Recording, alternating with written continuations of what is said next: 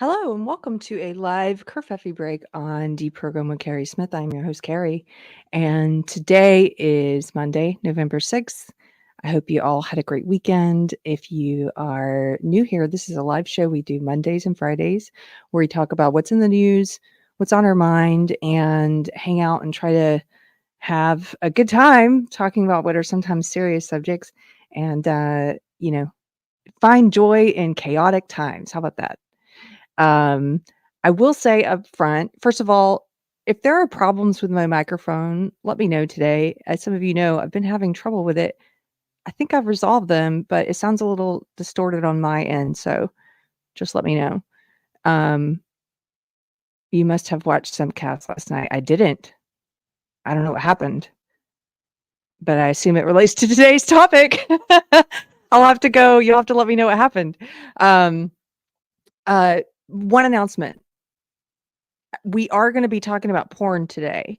So if you have little ears around you, you may not want to listen to this episode with them in the room. It's up to you. We're going to be talking about adult subjects, and just I'll try and try and do that reminder again in the middle of the show before we get into some of the grosser things. So with that said, today we're talking about porn. The problems, what are the problems with porn addiction?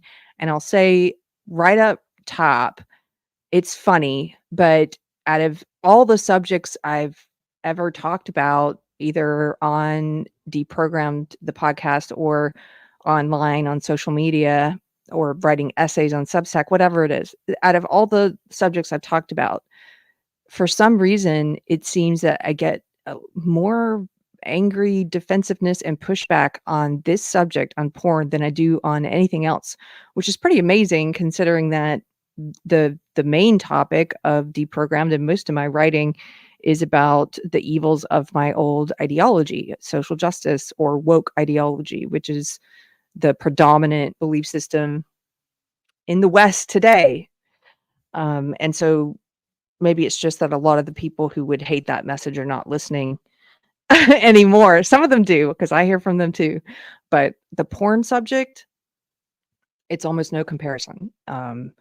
There's a lot of defensiveness. There's a lot of angry comments. There's a lot of assumptions made.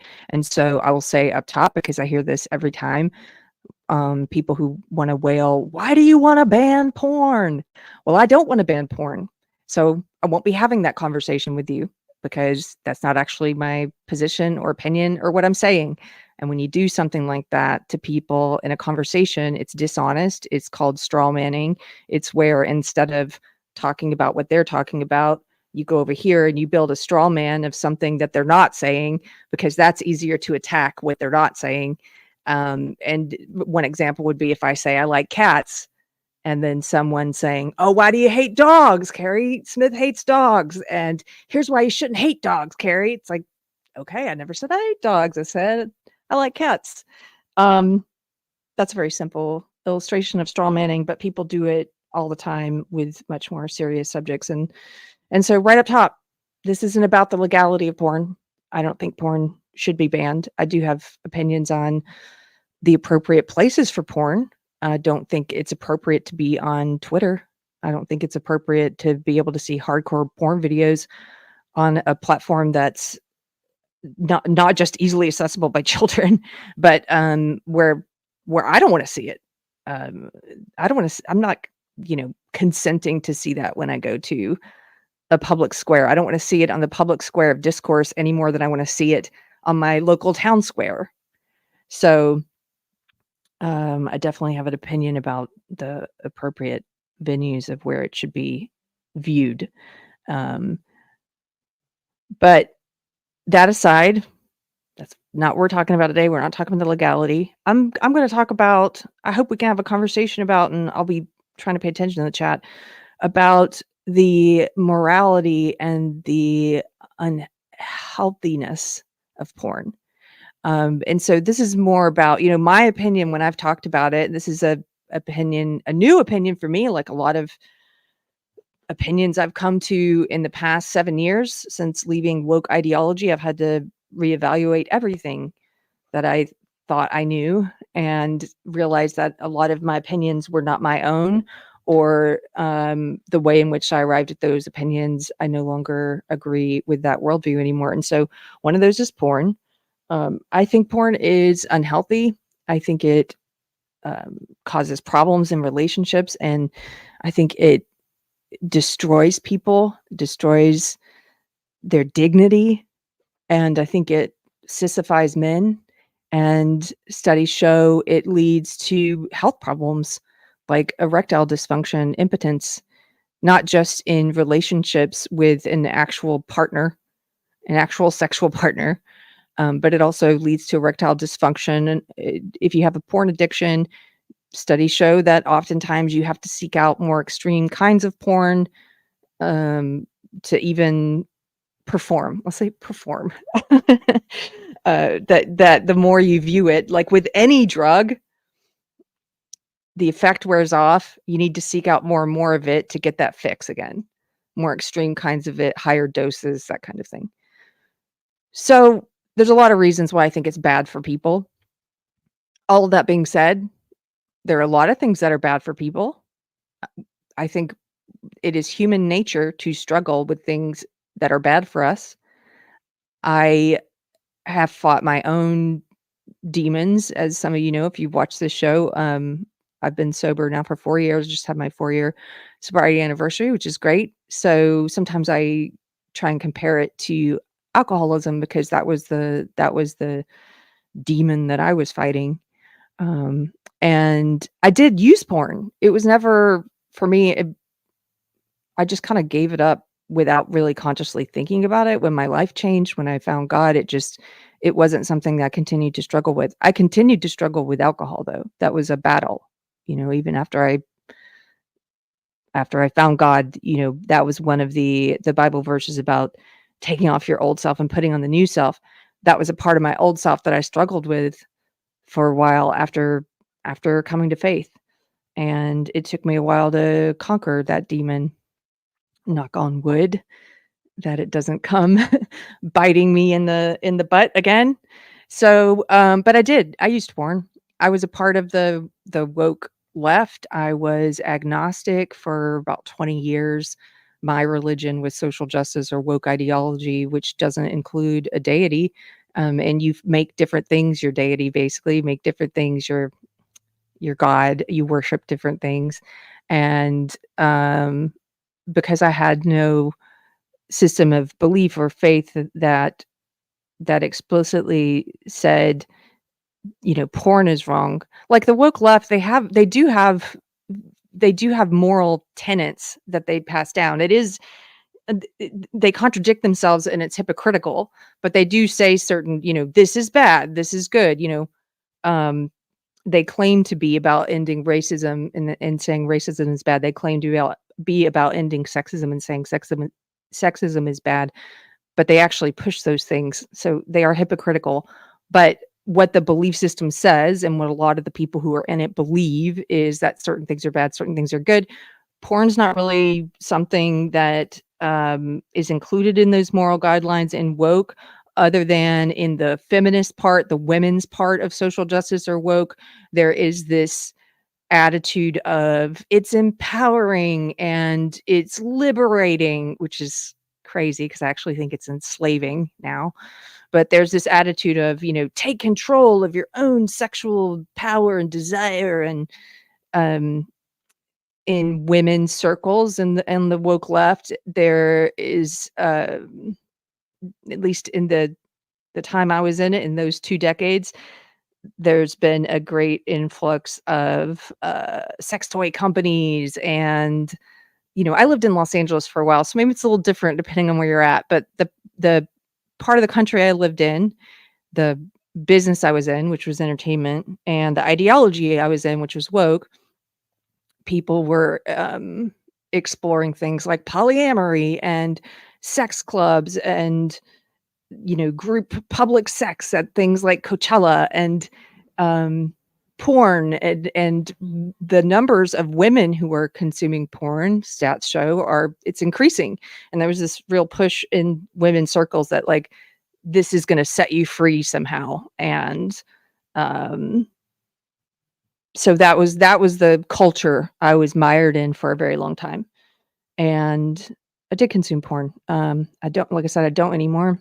And my opinions on it have evolved in the past 6 or 7 years. So we're going to talk about all of that today. And I want to start with something that's in the news, because this is why I've seen, probably why I've seen a few people thinking about and talking about this subject again recently. Darren Murphy, thank you for the super chat. Darian, excuse me, for $9.99. Thank you.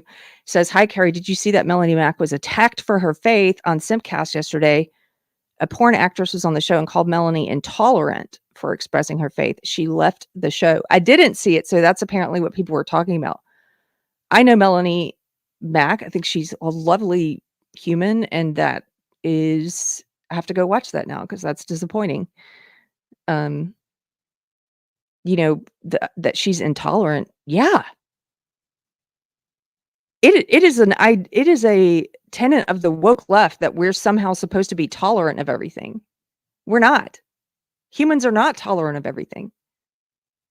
If you're tolerant of everything, then anything goes. Anything at all. Even the woke left, even people who preach tolerance don't live it. They don't actually believe it. Look at how they behave. There are many things they won't tolerate. They say they don't tolerate racism while they push racism. They say they don't tolerate sexism while they push sexism.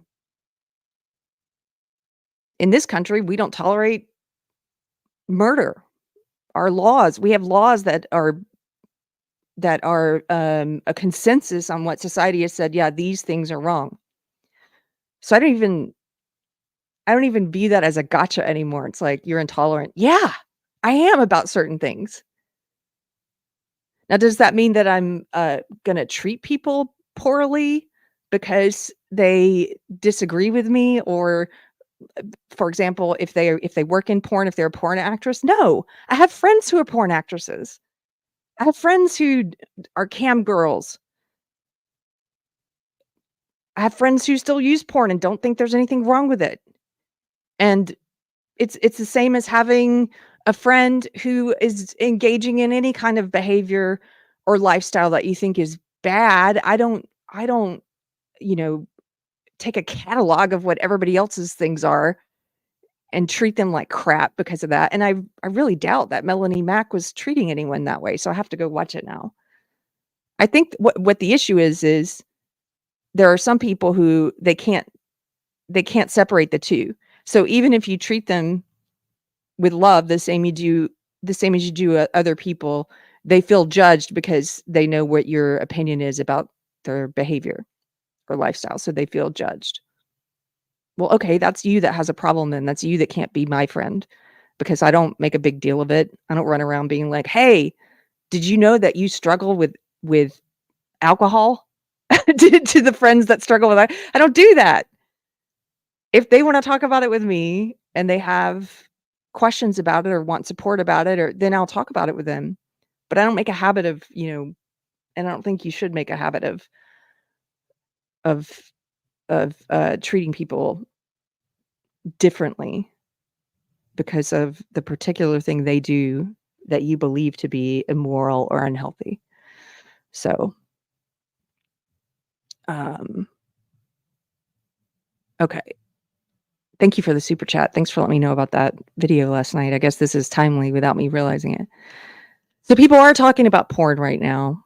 And one of the reasons I think they are is because there was a new Speaker of the House.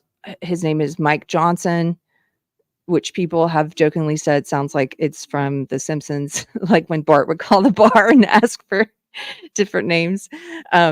So I don't know very much about Mike Johnson. I've just been learning things slowly, but one of the clips that has gone viral is this one. Hold on, let me pull this up.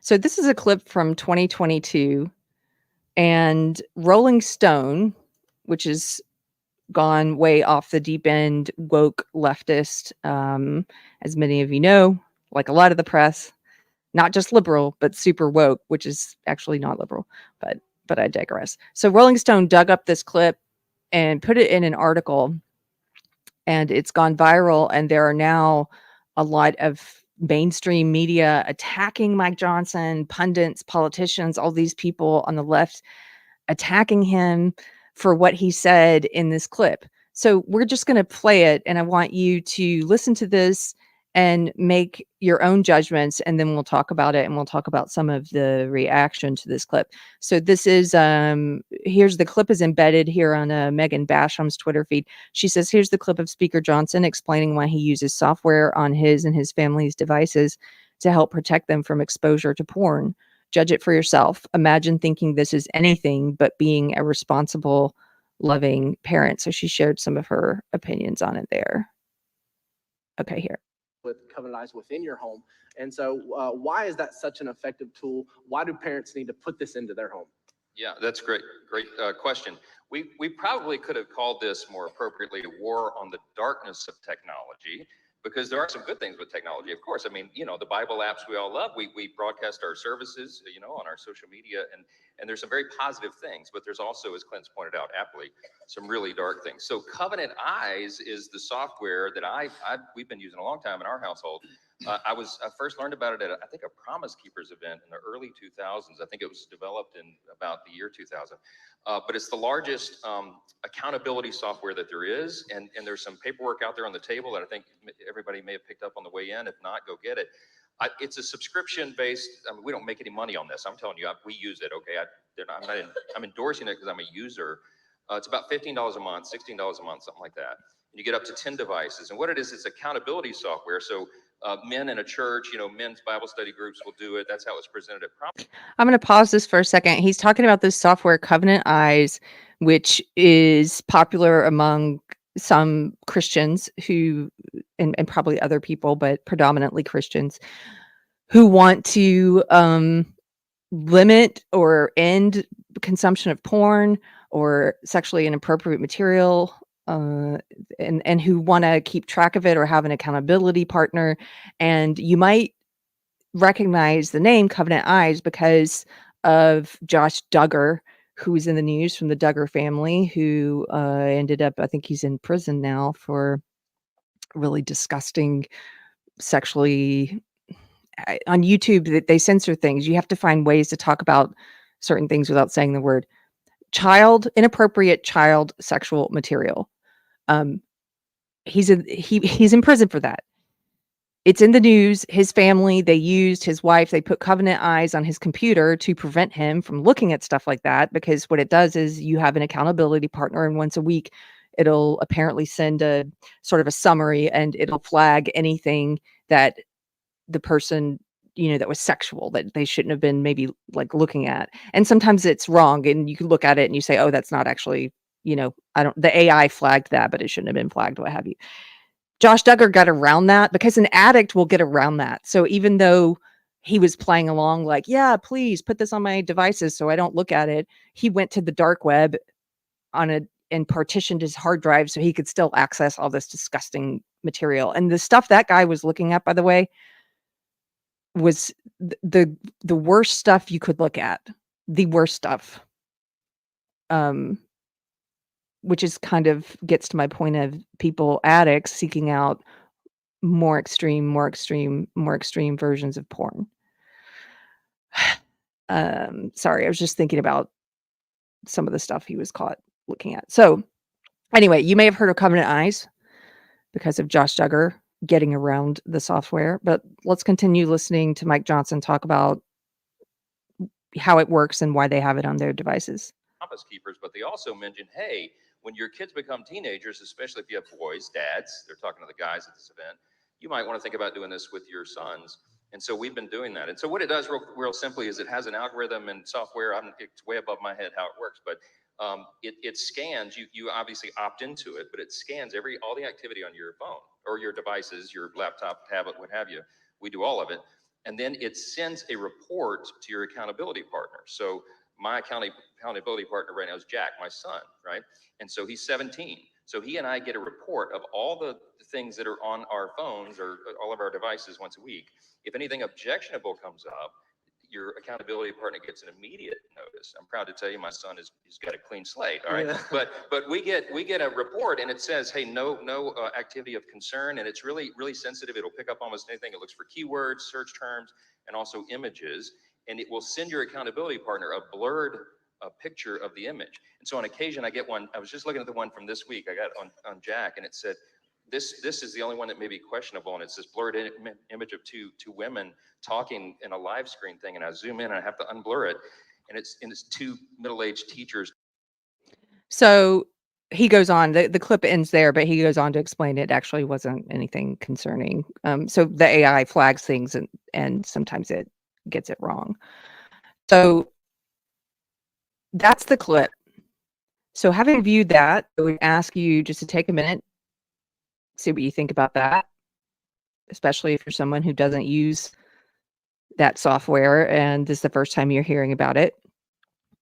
And I wonder if your thought about that is, what a terrible father. He is super creepy. He needs to be investigated. Because I think that kind of response is bizarre and frankly dishonest and an attempt to pervert something that's good. And so here's how I'm going to put up here the responses, which many have been like that. Because of the Rolling Stone article, because of all these people on the left sharing this clip and trying to paint it as something bad.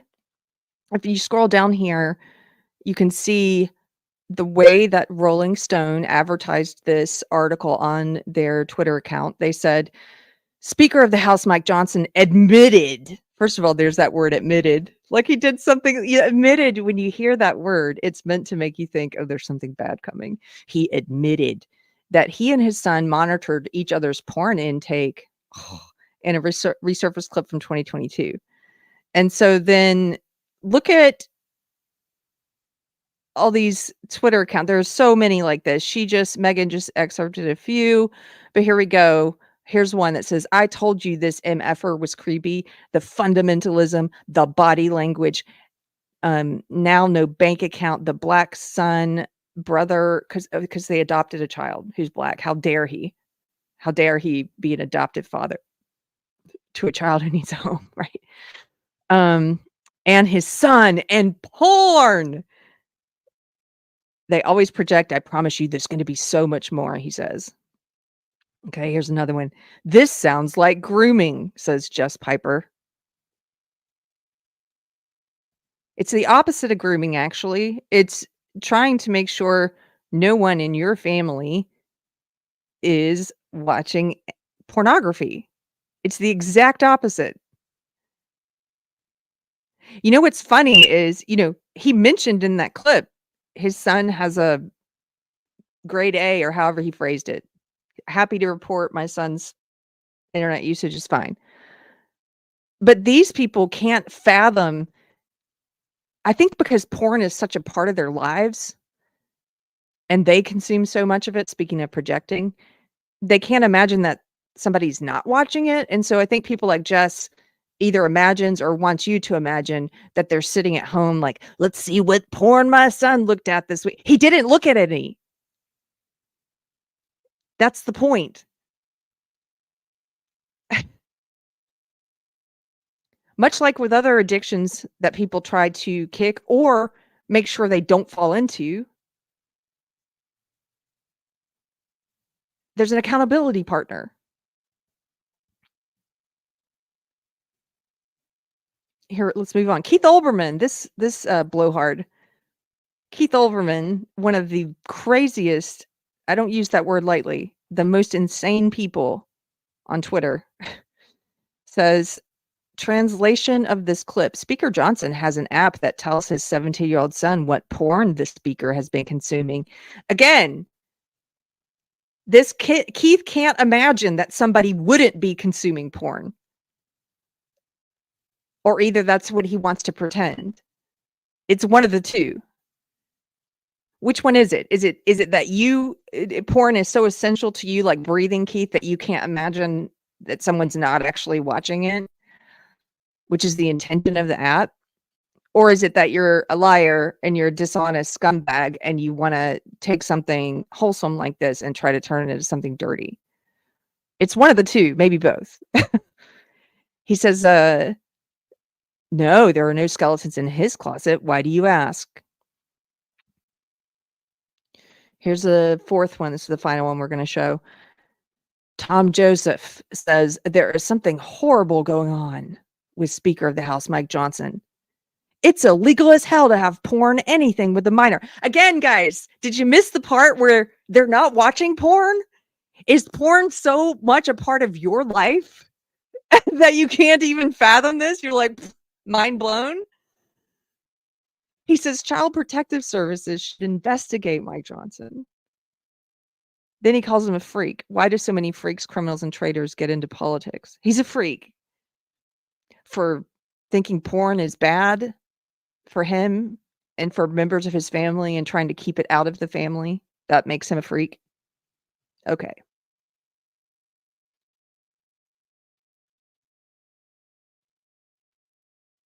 So this pile-on is happening, which is just insane. And as I said, I don't know a lot about Mike Johnson yet, but the more I see them coming out of the woodwork to try and defame and disparage this guy and to pervert something like that, the more I'm thinking, maybe I kind of like this guy. I don't know enough yet to actually say that, but I admire the fact that he's, being proactive in trying to keep porn out of his family. So that's probably why, because that's in the news, that's probably why there are a lot of people weighing in on porn lately. And so I just wanted to show you the opinions of some of the people that I follow, 3 very different people that I follow on Twitter, and some of their opinions on this, which I was thinking about. So here's one from Matt Walsh from the Daily Wire. Matt Walsh says it's also because they're all weak and they can't even conceive of the possibility of not watching porn. Yes, that's exactly what I was saying.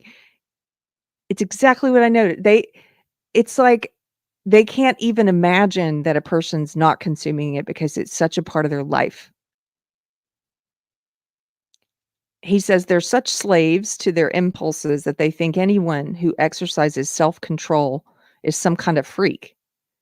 That's how lost these people are. I wholeheartedly agree with this sentiment from Matt Walsh. There's another one here from very different kind of person who I follow. This is from Mike Cernovich. He's he put out the Hoaxed documentary, which is a great documentary about the media manipulation and propaganda that I would suggest. So Mike Cernovich here, who used to use porn and has been very open about that and now has come to a similar opinion as me that it's not good for you. So he says porn is such a common part of modern life, like fish in water, that you don't realize how revolting it is until you escape it. Yeah, I'm going to pause there for a second because it's a little bit like junk food. If you eat junk food all the time, fast food, McDonald's, stuff like that, it tastes really good and you can become addicted to it. And I know, what was that documentary, Super Size Me, that came out a while back that was very popular, where he talked about the addictive nature of fast food and what it does to you when you're consuming it all the time. But I have found that when I stopped eating fast food, it actually, if you try to eat it again a year or 2 later, oftentimes, not always, but oftentimes you're like, this is disgusting. How did I ever think this was good? Same thing with soda. If there's anybody in the chat who's kicked a soda addiction, which is very hard, I've heard from friends who've kicked it. And once you stop drinking soda all the time, if you go back to it, it is so overwhelmingly, disgustingly sweet that you wonder how your taste buds ever evolved to think it was good. And I think that's similar. That's what Cernovich is saying here about porn, that you don't realize how revolting it is until you escape. Now, there's some language coming up in this next sentence. I'll warn you. Again, I mentioned at the top, if you have little ears in the room, you might not want to listen to this episode with them in the room. So he says, how can a man have dignity with his hand on his D, with his laptop open? It's self-insulting to the man and incredibly damaging spiritually. I vote no. I absolutely agree with him on this. The more you are removed from consuming porn, the longer that you're removed from consuming it, the more when you're on the outside looking in or looking back at what you used to consume, it's like, how did we ever get to a place in culture and society where we think it's normal for a man to have to watch another man have sex with a woman? Like, what is to get off? Like, where it's like, what? It's the ultimate cucking. It's so especially if you have to watch it all the time. Like, what are you doing? How degrading. And when people get caught doing it, who was that guy, the news guy who got caught on air doing on Zoom or whatever during the COVID lockdowns with his D in his hand, right? And he got caught gosh, he had a funny name. Everybody was ragging on him for a while. Tubin. Yes, thank you, Arnawa. Tubin, Jeffrey Tubin. Oh my goodness. When they get caught doing it, they lose all dignity because it is undignifying. It's undignifying. And just because you're doing it in private and you're not accidentally caught on Zoom in front of the entire world doing it, doesn't make it any less undignifying. This is true for any addiction. Any addiction. Those moments where you're alone, you can indulge. You've been waiting all day to indulge in it. If you're a believer, and a lot of Christians do struggle with porn, I'm going to talk about that a little later. If you're a believer, God knows. And the intent of software like Covenant Eyes, the intent behind it is to provide you with another human who knows if you engage in it, so that you're less likely to do it because somebody else will find out or see. It's still undignifying whether you get caught with your pants down or not. And I think this quote by Cernovich really nailed it. Like, okay, I've got one more of these I wanted to show. Again, very different kind of person who I follow online and actually got to interview once. Oh, I got to interview Cernovich too. This is Professor Brett Weinstein. He says, you would think the fact that porn causes impotence would be a deal breaker for any sane man. I suspect that absent erection pills, it would be. And what's interesting about this one is I responded to him. I said something, I forget what I said.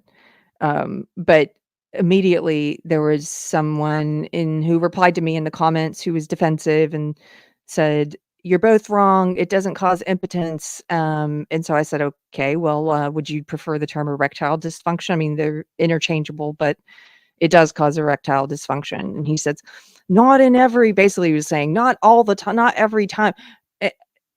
Do you not understand what increasing your chances means? So when they say smoking causes lung cancer, for example, they don't mean every single person who smokes is going to develop lung cancer. They mean that your risk for lung cancer is significantly increased. And it's the same thing with erectile dysfunction and porn addiction.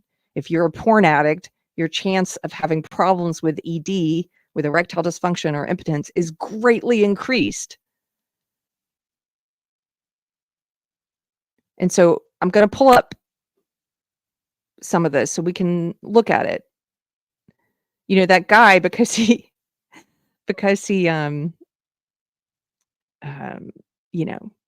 was trying to argue and say it doesn't cause ED. I'm like, okay, I guess we'll have to go and look at the studies then. I didn't think that was something we needed to debate about anymore. But let's pull up the studies. Here we go. Or let's pull up some definitions about what cause erectile dysfunction first. I'm going to share this screen instead. There we go. This is from the Mayo Clinic. There's so many things I could have pulled up, but I'm just going to pull this one up. Erectile dysfunction, parentheses, impotence, and you will see this across the board. These terms are used interchangeably, is the inability to get and keep an erection firm enough for sex. Now, there are symptoms, trouble getting an erection, trouble keeping an erection, or reduced sexual desire. Now, if you scroll down, there are lots of different causes, and I'm certainly not saying that the cause of ED is porn. I'm not doing what woke leftists do, where you try and link everything back to the one thing you want to push or fight. There are lots of different causes. What I'm saying is that porn consumption is one of a myriad of things that may be going on. Here are some of the other things that could be going on: heart disease, clogged blood vessels, high cholesterol, high blood pressure, diabetes, obesity, tobacco use, certain prescription meds, different diseases like Parkinson's, sleep disorders, alcoholism. Yes. There's probably a lot of people who know that can affect it. Low testosterone. That's a big one today because testosterone rates among men have been declining since the 60s. Steadily declining. Stress. I didn't see stress on here, but that's one. Stress and anxiety, which is certainly elevated today. So these are a bunch of other things that could cause it. I'm going to share a couple of things about the porn-induced erectile dysfunction. So there are lots of different studies that we could look at. I'm going to pull up a summary of some of these studies from Psychology Today. And then we can look at, if there's time, we'll look at one specific study. So this is an article from Psychology Today from 2021, and it's by Robert Weiss. The headline is Porn-Induced Erectile Dysfunction. Can pornography impact male sexual performance? And he's got some bullet points here. Key points in this article: the amount of porn a man watches is linked to erectile dysfunction. More porn equals more ED. Heavy porn use is linked to dissatisfaction with real world sex. I've heard anecdotes about this, by the way, because anytime I write about or talk about my struggle with alcohol and getting sober 4 years ago, I hear from different people about their struggles. And one of those, which has stuck with me for a couple years now, is a guy who was happily married, but struggling with a porn addiction that he wanted to quit. That's the thing about people who are struggling. There are people who have addictions and don't care. They don't want to quit. But there's a lot of people who are stuck in something and they want to stop it, and they're trying to get out of that cycle, and they're trying to get out from under this slave master, that's taken them over. And this was a guy who wanted to do that because he said it was causing problems like this: physical problems, dissatisfaction with sex, problems in his marriage with his wife.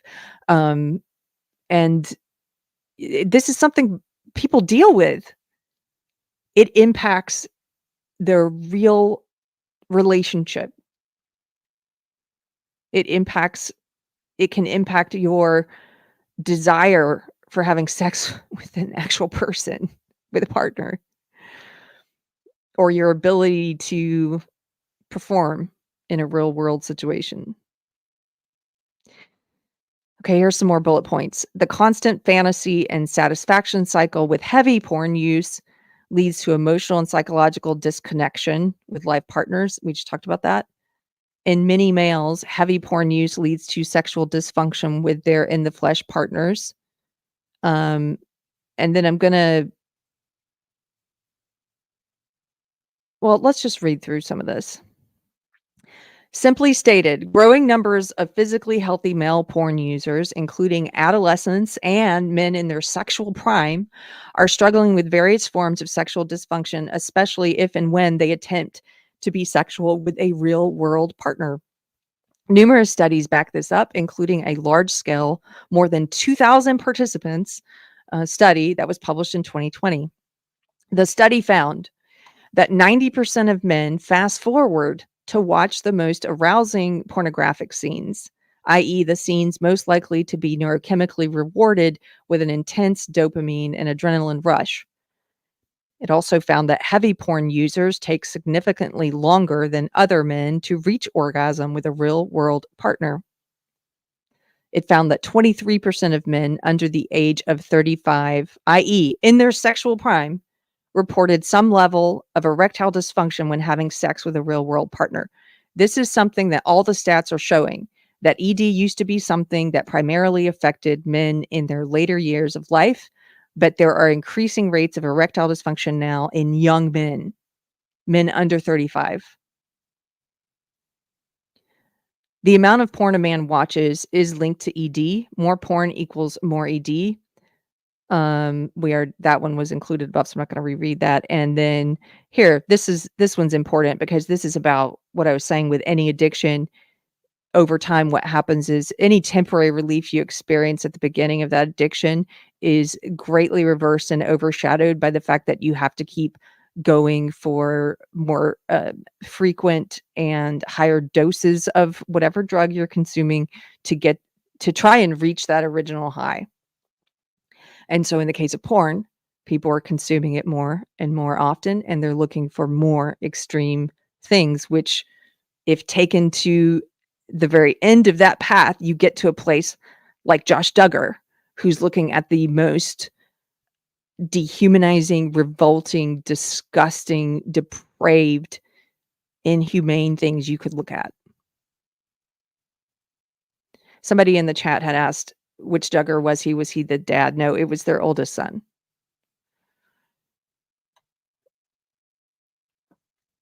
I'm not going to mention what he was looking at. It's just, yeah, it's illegal. Okay, so this last one here relates to that. 20% of male porn users find that over time, they need to watch more extreme porn to achieve their desired level of arousal. They become a slave to it. It's degrading to men who are chasing that dragon. It's absolutely degrading. Like any addiction. So I've got a study here. There are tons of these studies. This is just one. Again, I felt like I should just hit on this since this guy seemed to be saying, no, it doesn't cause it. It doesn't increase your risk. This one is from the National Institute of Health, 2016. The title of this one is Internet Pornography Causing Sexual Dysfunctions? I'm not one of these people in the leftist woke COVIDian world who's like, oh, I found a study, therefore this is true. No. Don't get me wrong, that's not what I believe. I don't trust any of the medical establishment anymore. I don't trust the media. Science, I think it was Brett Weinstein I heard say this once, that science doesn't require belief. You know how it became very in vogue and popular among these COVIDians in the past couple years to say things like, I believe in science. And I think it was him. He rightly pointed out, science doesn't require your belief. It's not a faith. It's not a belief system. Science only requires transparent methodology and reproducible results and large sample sizes.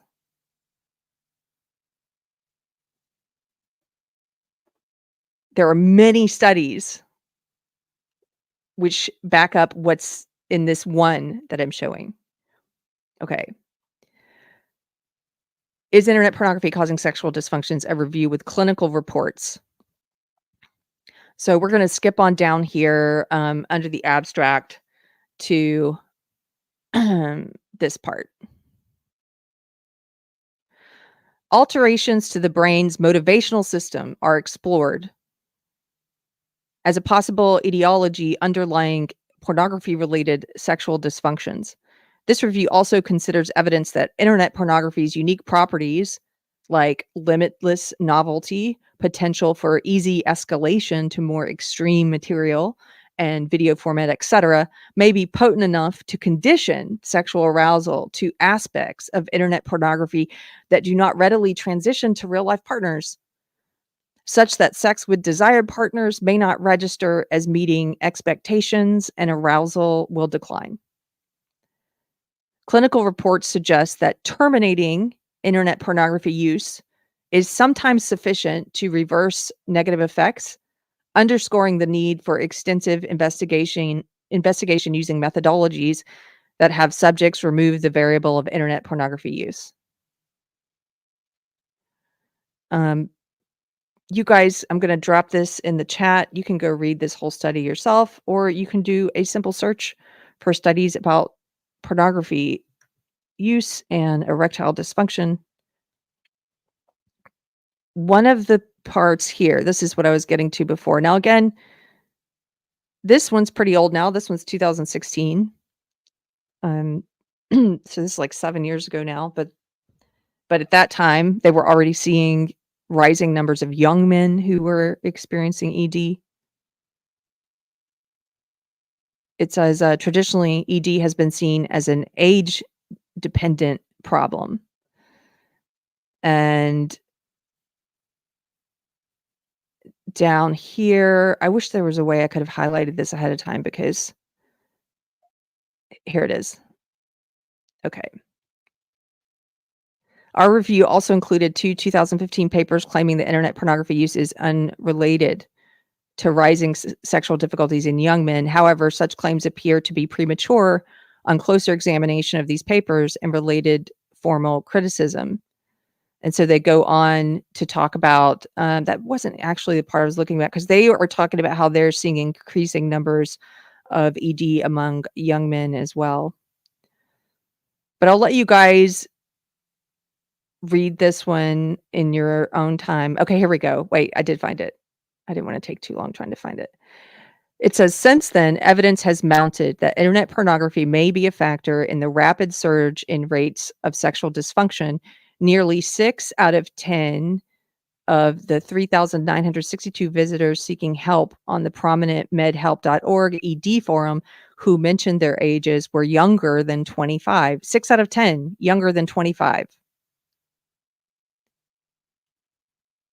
They go on to talk about more stats about the increasing numbers of ED among young men. Okay, so that's happening. I'm just going to check in on you guys in the chat. Sorry, I haven't been paying too much attention. I have so many links prepared for today. Bungalow Logic says, so YouTube giving content warnings is okay, but filters for sexual content, problematic, I see. Yeah, I find that really strange. As I mentioned here on YouTube, there are certain things that if you talk about them, your account will be flagged. And so if you watch a lot of true crime, for example, you'll know this, because a lot of your favorite content creators or podcasters, whatever you want to call them, true crime series, podcasts, they have to find really convoluted, bizarre ways to talk about certain things, to say, to talk about child sexual abuse or the P word. Like, it's like you could say each of those, but if you put them together, YouTube will flag it. It's so weird that you're not allowed to discuss it and discuss these problems and discuss crimes that people have committed, but the actual content is often very easy to find. Isn't that weird? Like I mentioned on Twitter, during this highly censorious phase where they were censoring people for middle of the road conservative opinions and for stating basic truths like men aren't women, you could get banned on social media for saying that. And at the same time, there was a proliferation of hardcore porn on Twitter. I was shocked when I found that out, that it's like, this is allowed here? I haven't stumbled across as much of it since Elon took over, but I'm sure if I looked for it, I could find it. I'm sure it's still there. It just hasn't cropped up, in my feed like it used to.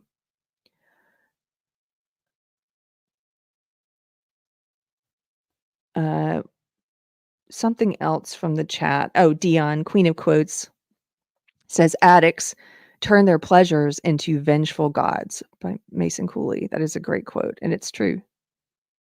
Your pleasure becomes your god, your slave master. Andrew Joyner says porn is a bit like a drug, so an argument could be made that moderate use is not that harmful. Not sure if I agree with that, but the problem is that it can be addictive for so many people. Yes, that is the problem, is that I think it's highly addictive and you don't know if it's going to be addictive for you or not. And I personally would just encourage people from not even opening that door, from young people from not even opening that door.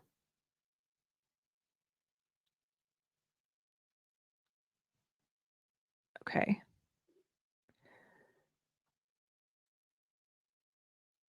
I'm going to show you a clip from a YouTube video. This is from a channel that has Christian testimonials. And this is a young man who grew up in a really great home.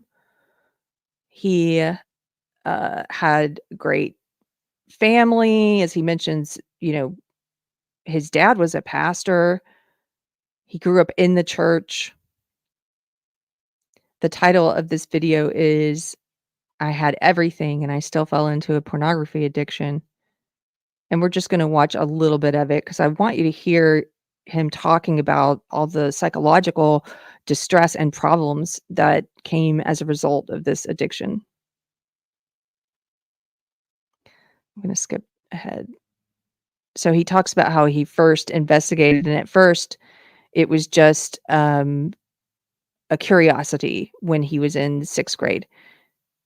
And when he would watch it, he said he wasn't even, aroused. But he kept watching it. And then he started touching himself, and then it just escalated, and we're going to start from right here. Freshman year in college, every day consistently. And that time I was still going. So by that time, he says he's using it every day. By the time he's in college, every day consistently. To church, and there were things that were happening in my life while I was partaking in this lifestyle. When I look back, it shocked me. I remember I would go to, my mother would always drop me off at high school, and she would say, remember who you are and whose you are. And so these were the kind of deposits and the things that stuck with me. And so I remember even in high school, I would go home after masturbating and I would go to my basement and I would turn on worship music and I would lift my hands and cry in the presence of God. I didn't know that's what it was at the time, but I just felt this urge pulling me into the basement where nobody was watching. And I would just listen to gospel music and just cry. I didn't say anything about Jesus. I didn't say anything about God, but I would just cry and listening. I would consistently listen to worship music. And this was literally all happening. I remember I would go to youth conferences and people would ask me to lead prayer on stage as I'm just living any kind of way. And people would come to me after and say, oh, wow, like that prayer was so powerful. And I didn't really take anything of it because in the back of my head, I know that I'm not living this life or living for this God that I'm praying for real. And even the understanding that I was not living for him didn't really bother me either. And so when I was in high school, while I was watching pornography and addicted to that, there was also still a level of insecurity that I had because I was a virgin.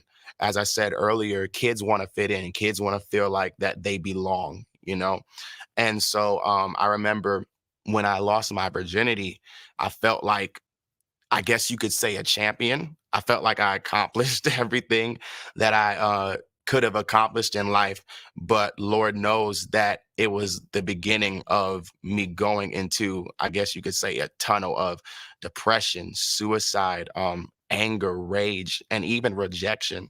I felt so alone. And as I said in the beginning, I was somebody who one could say had the perfect life. I had parents who loved me. I had a nice house. I had financial stability. I never missed a meal. My parents never struggled. I could have had whatever I wanted. And I'm blessed to know that.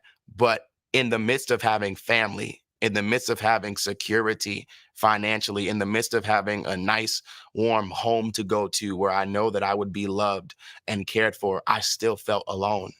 And I remember even in that house, I was alone by myself and I had the biggest temptation to take my life. I remember I was calling people and they couldn't answer me. They did not answer me because they were unavailable. I don't know if they were busy, but I remember I called the closest people to me in my circle at the time, and none of them were able to answer, and things were just um, happening, I guess, in their lives. And so in that moment, I felt alone. I literally was contemplating jumping off of the deck of my house and just taking my life there because I just felt so empty and I just didn't know what to do. I didn't know how to get out of this place. It just felt so hopeless. And so I would go to parties and I would hang out with people. I would have friends. I would laugh and I would joke with them when we would go do our hangouts and stuff. But I just felt so empty by myself. And so Do you know where, now even looking back, where that was coming from or where that was stemming from, that feeling of just alone? I believe it came from the fact that I was just leaning into things that could only give me temporary satisfaction. Mm. I know it's cliche, but I needed the Lord. And so I didn't know that I needed him, but I was continuously reaching out for things that couldn't give me what I needed. And so they instead of healing the deficiency of my souls, they were emphasizing them. They were increasing them. And so it just got worse and worse and worse. I remember they So I just wanted to show you a clip of this guy. It's a great testimony. It makes me a bit emotional because I know what he's talking about with that feeling of emptiness in pursuing the things of the world that give you this temporary fix, and how in the end it's nothing lasting and it actually takes so much from you. And yes, anyone who's new here, I am a cheesy weirdo Christian who who I completely agree with him. What I was lacking was God. I was willing to try anything else, but not God. I had such a prejudice against believers and against the possibility of a creator, of something unknown in the universe that, it's not that weird to say there are things we don't know and understand, that our human knowledge is limited. But somehow then people who agree with that, they find it such a jump to then say, well, maybe there is a creator, something that we as humans don't have the capacity to fully understand. It took me a while to get to that, to open my mind to that degree, to be like, to even allow for the possibility of God. And it's so funny because it's like the very last thing that I tried in hopelessness. The very last thing that I opened my heart to, my mind to, was the thing. So I just, I this guy's testimony really resonates with me. Okay, I want to take that down. Somebody said to me in one of the comments on a previous video, I really like your point of view and I like your videos, and I can appreciate some of the things you say about your faith, but I really think your faith and your belief in God is something that you should keep private and you shouldn't talk about. And I thanked him for his comments because I'm actually grateful for his thoughtful comments. And but I disagree, because what I said to him was, if I were in the desert and I saw someone dying of thirst, and I had been dying of thirst, and I knew where there was water. I'm gonna tell that person dying of thirst where they can find water, even if they think it's an illusion, it doesn't exist. I'm gonna point it out. That's the reason I talk about it. It doesn't mean I'm gonna go door to door or try and sell God like a used car salesman. But how could I not talk about it? It's such a huge part of my life and how my whole life changed. The whole way I live is different. It's not just a belief system, it's a behavior system. Everything's different. And I couldn't stop myself from talking about God if I wanted to. I did at the beginning when I first found God. I was still, even though I'd had this experience and I was going to church and stuff, I didn't talk about it for a long time in podcasts because I felt like, you know, I don't know. I felt like it would put people off, or they wouldn't understand, or they would think I was a weirdo. And it finally got to a point where a viewer had sent me a couple books. And then, when I finally talked about, I was outed as being a Christian online. um, it was actually good. And my friend said, one of the books that she had sent me was about taking Jesus off the second floor, the second story of your house. Like, he lives in all of your house, right? Like, don't just put him in this little area. And she's like, you finally took him off the second floor. And I realized what she was saying. Yes, I had. How could I not? It is the lens through which I view the world, in the same way that woke used to be the lens through which I viewed the world. Everybody has a lens, I think, even if they believe they don't. And so I think it is the best way to look at and to be in the world. And how could I not talk about that? So there's the little disclaimer for anybody who doesn't like to hear it. Fortunately, I'm blessed with a lot of atheist friends who are not threatened by me talking about my faith, and rightly don't think that I'm castigating them for not agreeing, or that I'm heavy-handed and trying to, like, just get that conversion. Um, Pirate Tomsky, for example, one of my mods, resident atheist. Thanks for being here today, Pirate. Thanks for modding today. He says, you know that I'm the resident atheist here, but I like that you've been on a journey that can help others, so keep being you, Les. Thank you very much. I wish I could do a funny version of your accent, but I can't. But I can hear it. I can hear it in your voice. Okay. It's okay to be a weirdo. Yes. Who said that? Yeah, it is. Judson. Yeah. I finally got to the place where it was like, okay, so they're going to think I'm a Christian weirdo, and that's going to come with all kinds of preconceived notions and judgments about who I am and what I believe or what I'm like, and that's fine. That's their baggage. It doesn't say anything about me. So, let's continue. And thanks for watching that portion of that young man's testimony. I just thought it was relevant, since we're talking about young people who are developing porn addictions and experiencing distress, and, as he mentioned, depression and suicidal ideation, and erectile dysfunction, things like that. So I'm going to bring up, since he was Christian and he was coming from a Christian perspective, I'm going to bring this up. So my pastor at Bradley Helgerson at Church on the Square in Georgetown, Texas, had recently shared a graph that had some stats on it about, in a survey, the percentage of Christians, or people who self-identify as Christians, who consume porn, and the numbers of pastors who in surveys privately admit they consume porn. And the numbers were much higher than I would have liked to have seen. It was pretty depressing to see that. I've got an article here about porn use among Christians. Now, there's some bad and good news in this article if you are a believer. I don't agree with I'm just going to tell you right out, because I'm not sure how deep we're going to go into this article, but I don't agree with the overall message that this person's trying to send here. Her name is Jana Rice, and this article is called "Conservative Christians Have a Porn Problem, Studies Show, but Not the One That You Think." Okay. So, American evangelicals have a pornography problem, but it may not be the problem you think. It's not that they are all secretly using porn at higher rates than average. According to University of Oklahoma sociologist Samuel L. Perry's recent study published by Oxford University Press, conservative Christians, a catch-all that Perry uses to describe evangelicals with certain key theological beliefs, don't actually use porn as often as other Americans do.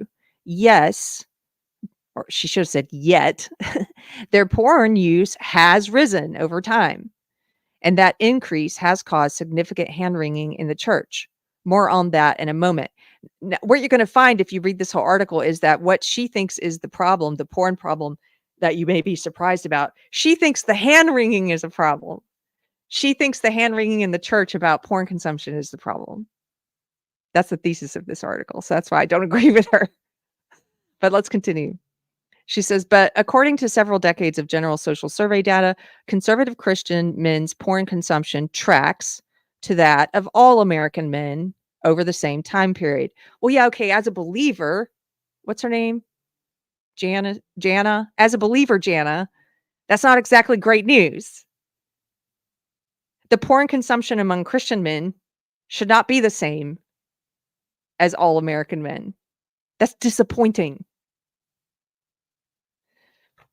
It's disappointing because it tells me a lot of Christians are struggling with this, or they're not struggling. They're happy to live in it. And maybe Christian is something in name only for them. I don't know. But she says, so it tracks to that of all American men. And since Christians' porn use was lower to start with, it's still lower.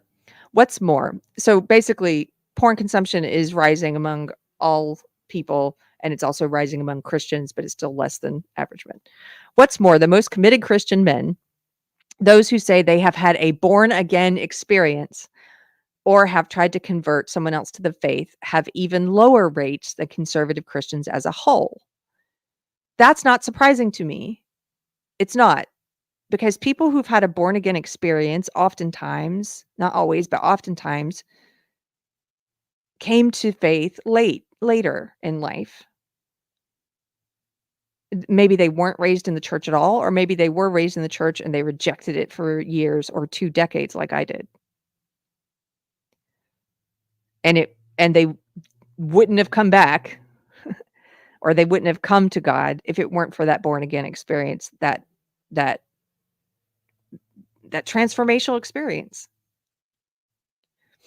So that's not surprising to me, because I think there are a lot of, not all, of course, but I think there are some people who are maybe raised in the church and never went through that period of questioning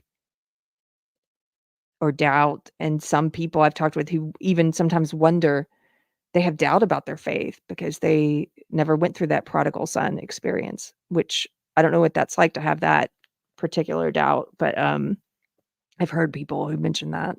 So in my opinion, like, for me, coming to God was so unlikely. It was so unlikely, and it wouldn't have happened if I hadn't had that born again experience, if I hadn't had that experience with God. And so my beliefs are hard won. So I don't take them lightly. And so that anyway, this part doesn't surprise me there. So it says, she calls these people like me, super Christians. Seems a little demeaning. Seems like she's mocking us.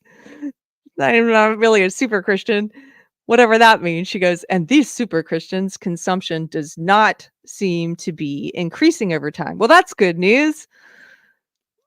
She says, as Perry puts it in his study, and his study is called Addicted to Lust, Pornography in the Lives of Conservative Protestants. Quote, this suggests that unlike those who simply affiliate with a fundamentalist or an evangelical denomination, conservative Protestant men for whom their faith is more meaningful and authoritative seem to be resisting the growing trend among American men to view porn, even in the midst of the internet revolution. That, ladies and gentlemen, is the good news to take from this study. If you have, it seems anyway, if you have this born again experience with God, is how they describe it, but you have this transformational experience, it seems that people in that group are resisting the growing trend to view more porn, even in the internet revolution. Okay.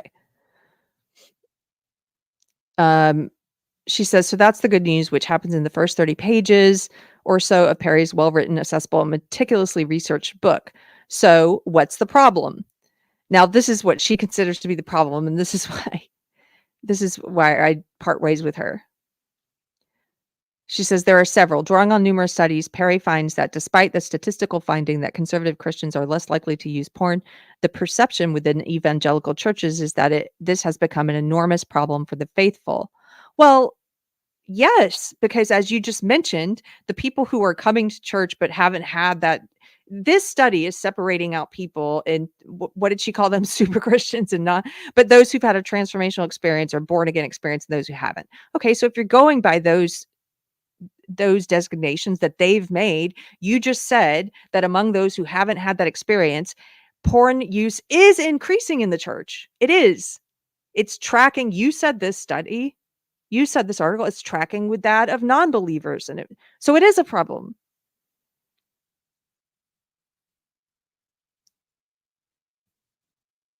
Now, this, you can see what her opinion is about using porn. She says, to them, the fact that only 40% of conservative Protestant men under the age of 40 have seen porn in the last year is not cause for rejoicing, but for alarm. Yeah, it is cause for alarm. 40% of Christian men have been viewing porn. That's pretty close to half.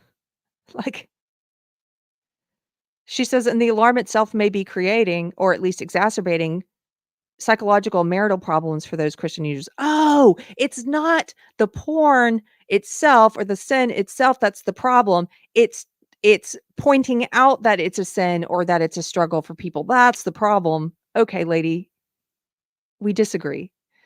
She says, whereas many other Americans seem to be able to view porn without it causing significant mental health problems, for conservative Christians, it's different. The church's zero tolerance policy for porn means that those who consume it only occasionally might see themselves as addicts from the first viewing. So even though conservative Christians use porn less than other Americans, they are statistically twice as likely to consider themselves addicted to it. Maybe they're twice as likely to be honest about whether it's a problem or not because of their beliefs. If you're comparing them to non-believers, yes, they're going to say it's a problem if they're sincere. Their shame can be soul-crushing. Now listen to this. Christians who do use porn are more likely than other believers to reduce their involvement in their churches or even to exit religion altogether. That is caused by the porn, by the living in sin. It's not caused by the preacher correctly calling out that sin or preaching about it or me doing a podcast about how it's unhealthy or hurts your soul, which I absolutely believe it does. This woman has lost the plot about what's driving those people out of the church. It is their shame driving them out or their choice of living in that sin and wanting to be away from the eyes of God in that shame.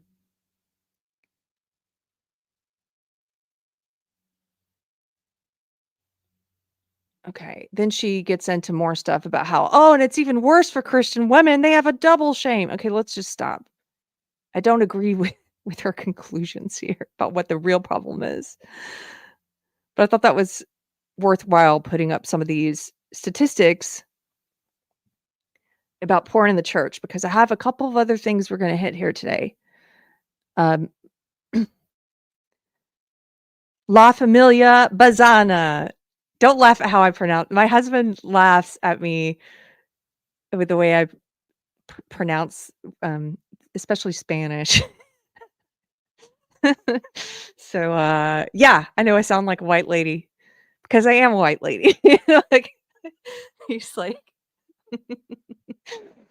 enchiladas. Yes, that's how I say it. I'm trying to fix it, but it doesn't come naturally when I say it any differently. Basura. He thinks it's funny how I say basura for some reason. Basura for trash. That's how I'm like, but and then I'll have him say it, and to me, it sounds like to me like I'm saying it right, so I don't understand. Anyway, La Familia says, fun game with porn discussion. Swap out alcohol or gambling for every mention of porn. Yes, I would recommend doing that.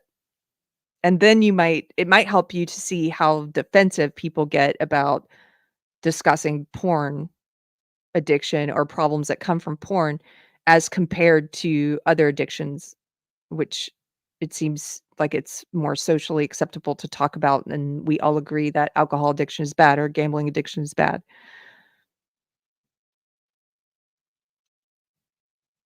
Okay. Therese says she's not concerned about people leaving the church. I promise you. Yeah, I get that impression too, Therese, from her piece. She's like, it's so bad in the church. Why won't you accept people in their porn? Why won't you accept them watching porn all the time? Why would you tell them it's bad for them? That's making them leave. Why would you have any beliefs whatsoever that come from God or the Bible? I mean, that's kind of what her article says. Okay.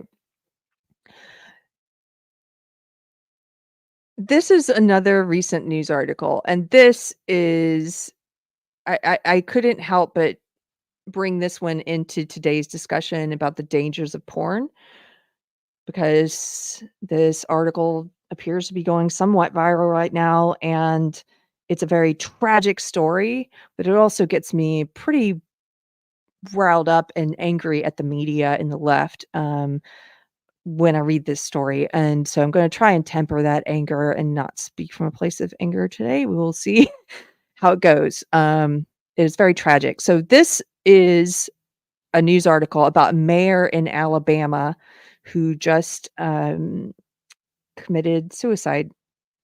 That's one of those words, by the way, that by saying it, my video is probably going to be demonetized now. That's one of those words that people have to walk around and say things like self-deletion. I don't know why you can't talk about something. How can you fix problems if you can't talk about them and use the words? And we have to act like children coming up with ways to say the same thing, convoluted ways to say the same thing. It's suicide.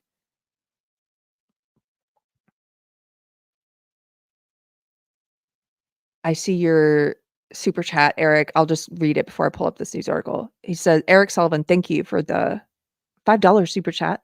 Says, I think there's a huge fear of having one's browser history exposed.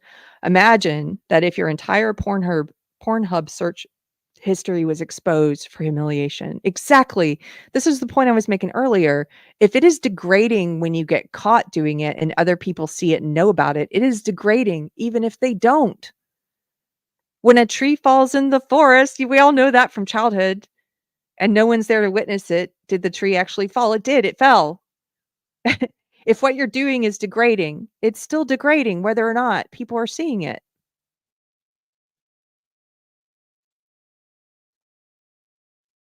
And I'll tell you, in my old life, I lived with that. Yes, I lived with that. Like, I would never have wanted the things I was looking at, the porn I was looking at to be, I would never. It was undignified. It was disgraceful. That's why. Even though I supposedly at the time believed, because I was in the woke world and the feminist part of woke especially, and it was like, oh, this is empowering and good and it's fine. But deep down, a lot of those people really don't believe that, because if it were exposed, they would be ashamed. A lot of them, I'm not saying all of them, because it was degrading. Thank God I don't have to live with that fear anymore. if you look at my browser history now, the most embarrassing thing in it is, well, I do a lot of research for shows like this, so there might be some stuff, but actually the most embarrassing thing is that how often I look up costumes for dogs. If anyone from the government's ever monitoring my internet use, they're going to have to find a lot of dog costumes and be like, this is the most boring person in the world. It wasn't always that way. It wasn't always that way. I used to have very, very shameful things when I was lost that I would look up, porn that I would watch, things like that. So, okay. Here's this news article. So again, this is a tragic story. Somebody asked me to post say a trigger warning. Yeah, this is a story about if you have little ears in the room, as I mentioned at the beginning and the middle, you may not want them to hear this part. So, this was a mayor in Alabama, and this is an article from Redux. It's a feminist news site. It's a TERF site. If you know TERF, TERF is a slur used against third wave feminists who oppose gender ideology and oppose men in women's sports and oppose men in women's bathrooms and things like that. So I still think third wave feminism they're still in a part of the woke. It's like they reject the gender ideology part of woke, but they're still in there when it comes to sex. Like they still have some of the woke tenets of belief about, women are an oppressed class. They still use that language, stuff like that. So, but I have a lot of friends who are third wave feminists, and this is a great site for covering some of the gender ideology war stuff. So, here's the article. Trans activists mourn Alabama mayor who committed suicide after being outed as a cross-dresser who fantasized about murdering women.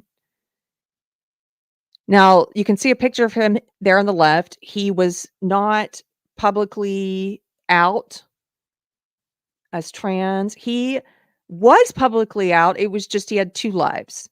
He had a public TikTok and Instagram, and as you'll see as we read, he was on erotica sites writing very disturbing XXX rated erotic porn, trans porn.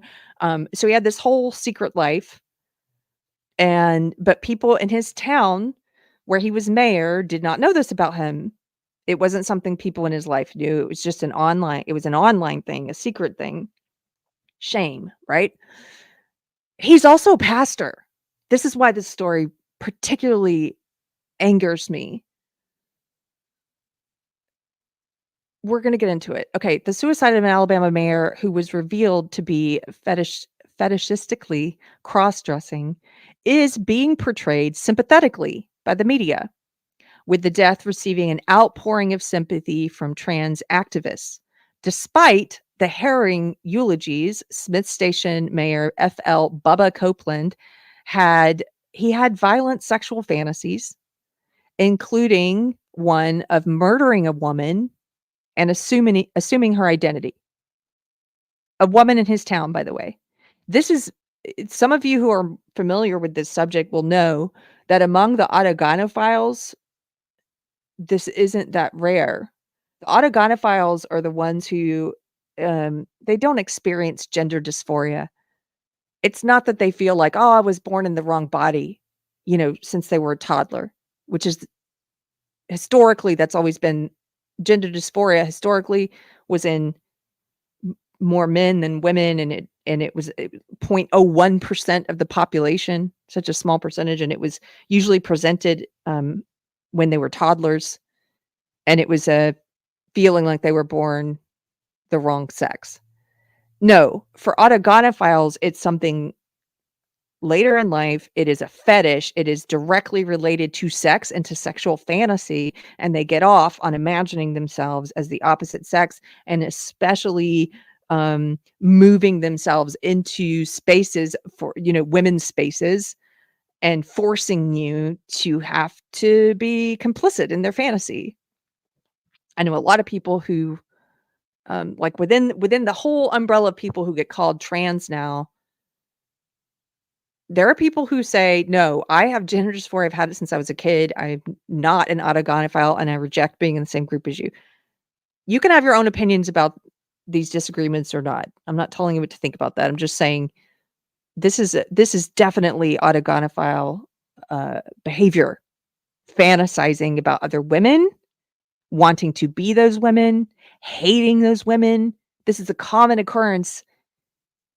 We've seen, maybe you haven't, but I've seen posts like this on Reddit and other places where these trans forums where there are autogynephiles in there posting about how obsessed they are with different women and how they hate them and they want to be them and they want to kill them and they want to, and so this guy was like one of those who had fixated on some woman and wrote this pornographic story about killing her and taking her identity. Okay. None of the press, the mainstream press and the gay, the LGBTQ plus, the cult press, none of it is talking about this. What they're doing, you can imagine, is painting this as, look at what transphobia did. Look at what all these crazy, evil, right-wing transphobes did to this upstanding citizen. They don't mention any of his violent sexual fantasies, the stuff he was writing. Let's continue. Okay.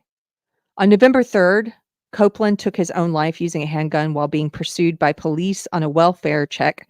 Copeland's public suicide came just days after the 1819 Project. It's actually called 1819 News, is the news outlet. I think they got that wrong. The 1819 News released a lengthy expose on him, revealing that he had been living a double life as a cross-dressing, quote, bimbo, that's his word, bimbo fetishist.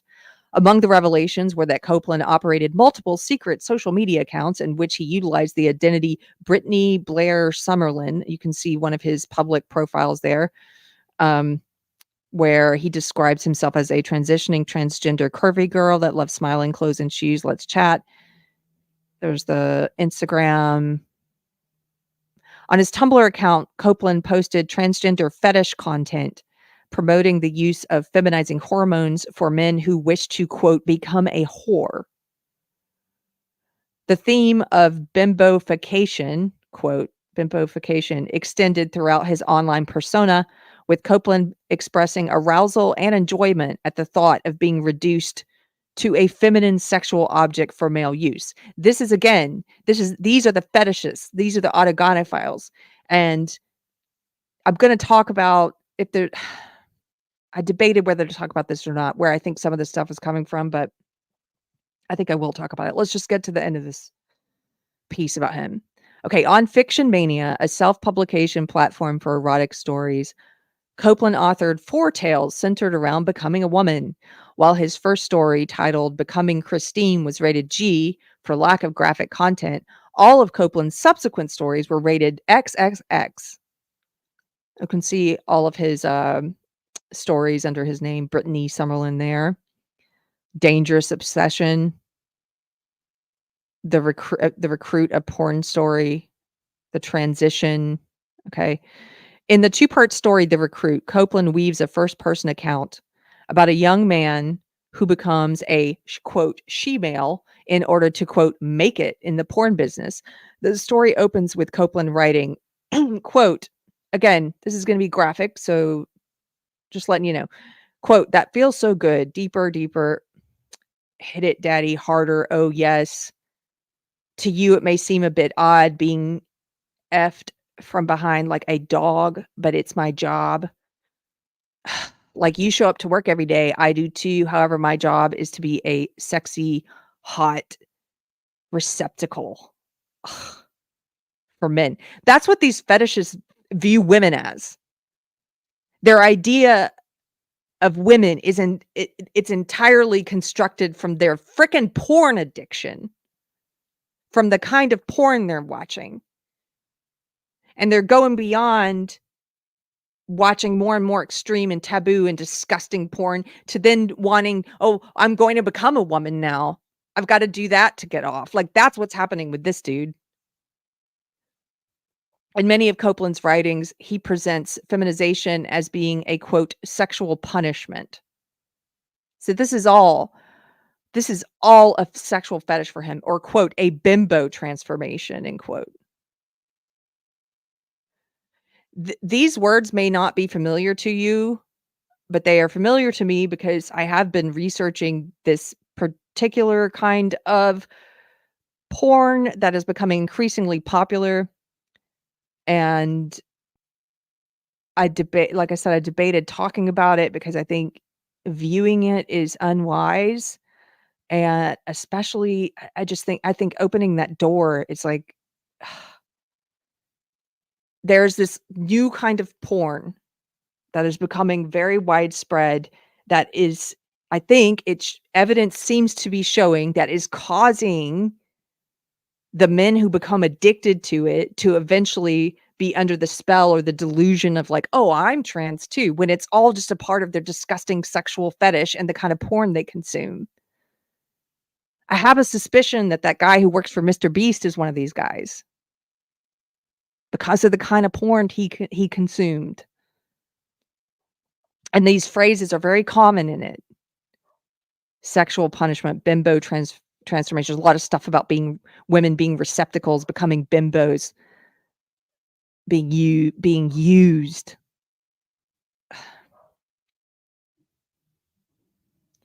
The motivation for transition is described as being for sexual gratification in his story. Yeah.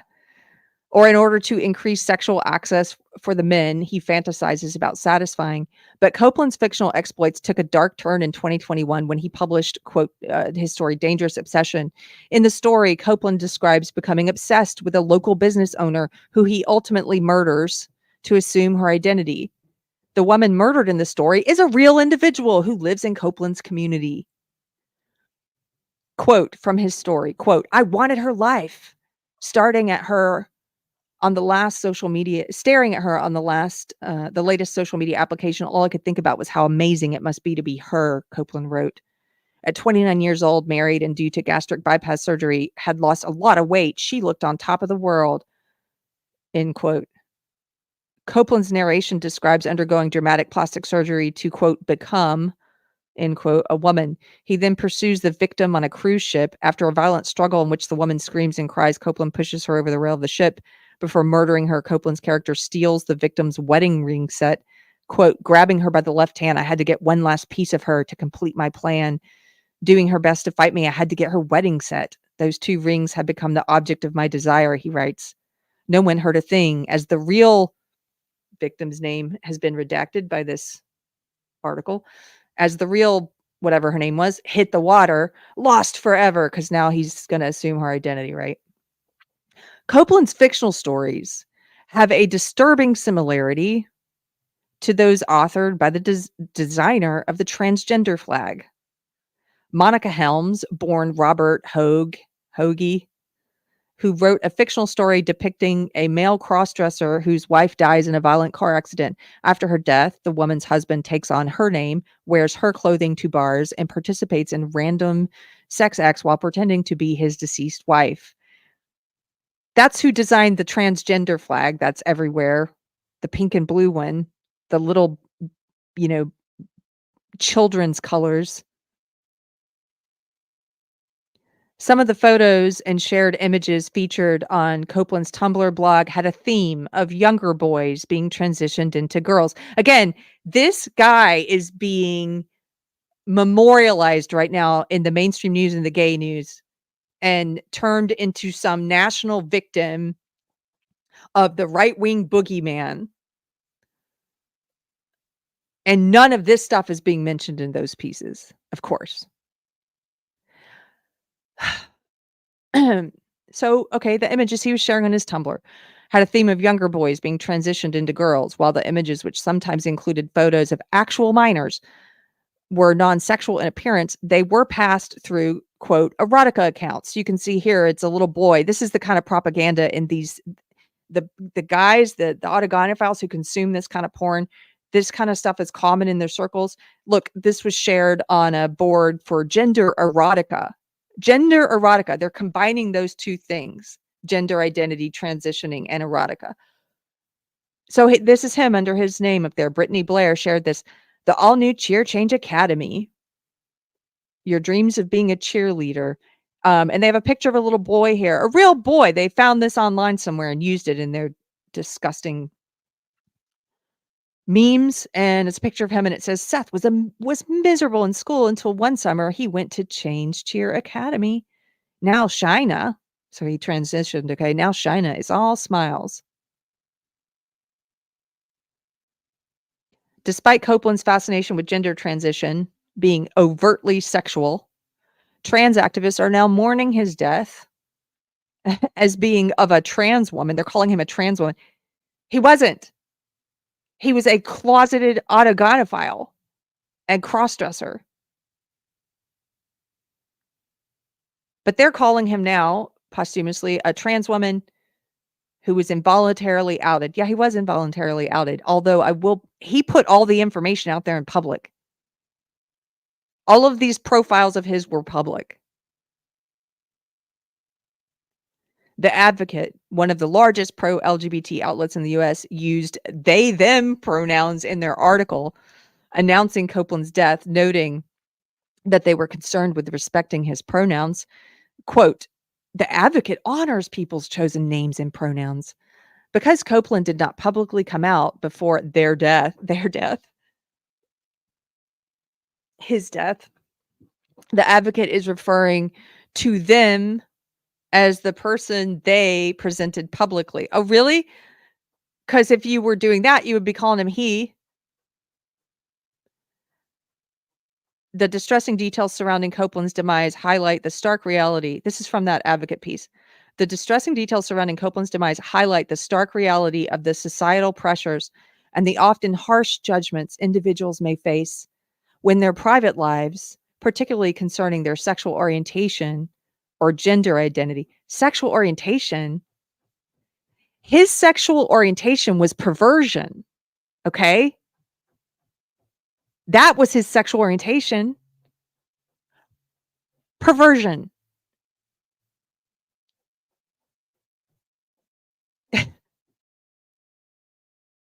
Don't pretend that this was a gay guy or a trans guy, whatever. This guy was a pervert, a fetishist.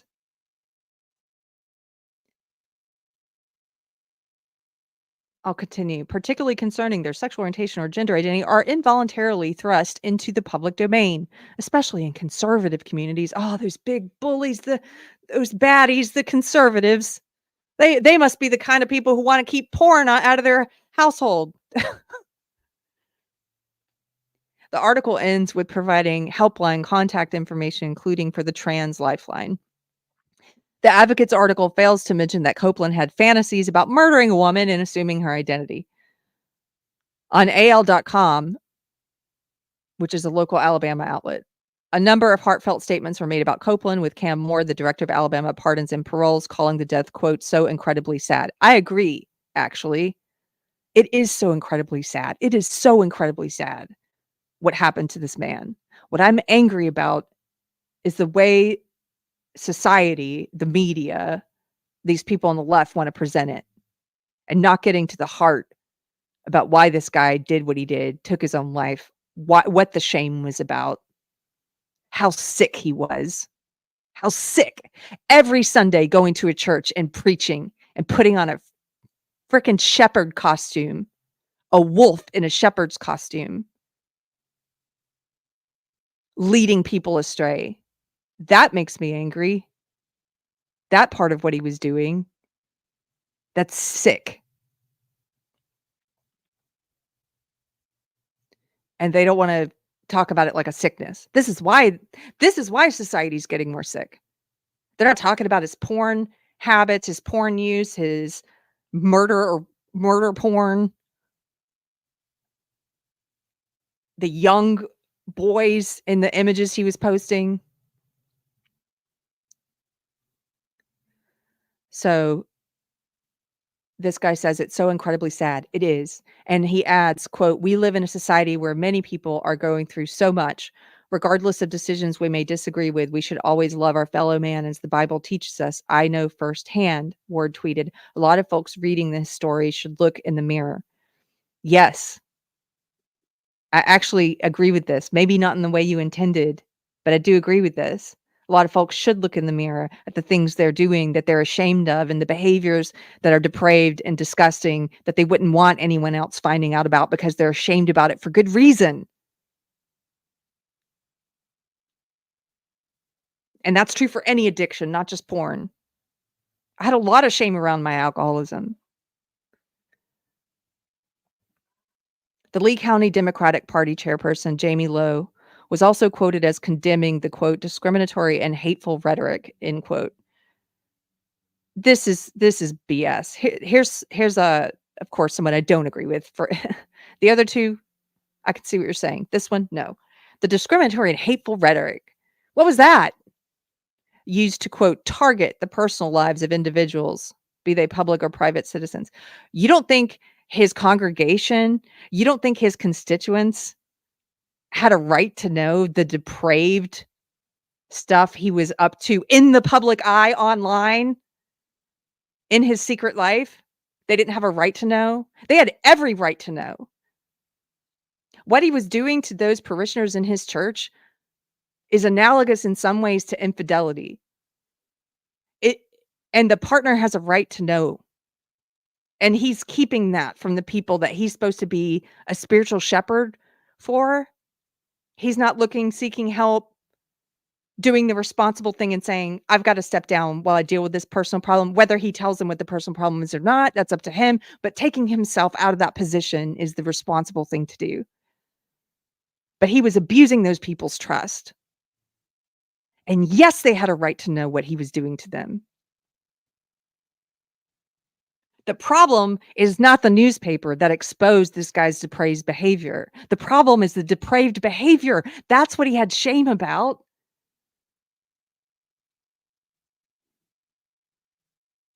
Lowe framed Copeland's secret life as a, quote, personal choice. Yeah, it is your personal choice to be a pervert. And if you're my pastor, it is my business if you're a pervert. And if you're my mayor, it is my business if you're a pervert. As with previous outlets, Copeland's fetishistic murder fantasies were not reported. Oh, I wonder why that is. So you can see here, this is some guy named Zach Lambert on Twitter trying to blame this on the boogeyman of the right, not about the porn, not about the perversion, not about the kinds of stuff this guy was consuming, the underage boys in the photos, the murder porn fantasies. None of that's the problem. Oh, the problem is the people on the right. Read this. These headlines are 2 days apart. On Wednesday, a pastor and mayor in Alabama was outed for secretly dressing in drag. That's how he describes what was going on, secretly dressing in drag. Oh, it opened that. The condemnation was swift and severe. Today, he took his own life. Anti-LGBTQ plus rhetoric has deadly consequences. Please join me in praying for his family. I will join you in praying for his family. I will. But the problem here is not some boogeyman of anti-LGBTQ rhetoric. This is a story about a porn addiction and gender ideology being celebrated and accepted in the mainstream and preached, destroying a man and his family and probably a whole community. It is a very sad story. So this article continues. We're at the end, so I'll read this. On Facebook, many progressive activists and local administrators expressed sympathy for Copeland's situation, with former Phoenix City School Superintendent Larry DeChera commenting, "Are you happy now? What crime did he commit? Some of you people make me sick. I hope you're really proud." It's not even worth commenting on that guy's ridiculous indignation. Nobody said he committed a crime. He committed a depraved. He was living in a depraved addiction, and his constituents and his parishioners had a right to know.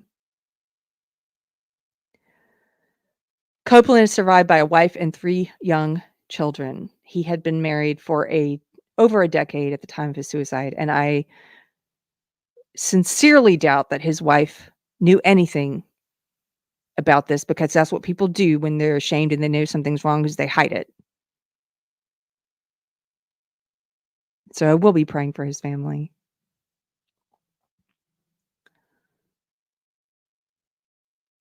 that story, yeah, Twee Girl, those poor kids, his poor wife. Exactly. Michael Collier, if it had been a Catholic priest, the media would have gone after the church. Oh, yeah.